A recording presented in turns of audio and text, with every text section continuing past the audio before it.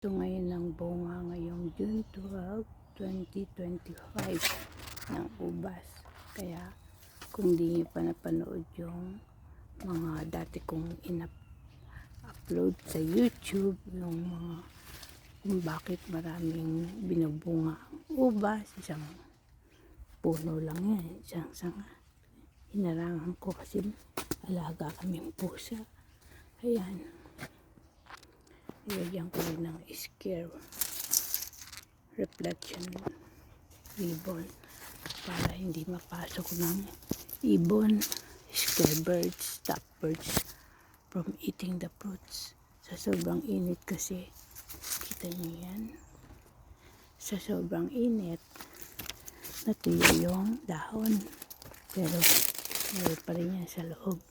Ayan, yun naman ang ibang mga sanga. Pero ito ang masarap na ubas. Ngayon nilagyan ko yan ng Miracle-Gro. Ngayon aalisin ko na yung mga dahon na yan. Ilalagay sa ilalim ng paso. Useful din yan para dumami ang bulate. Ganon kasi ang pag-compose. Pagka magko-compose kayo, lalabas ang dumi ng bulate. Pataba yun sa mga pananim.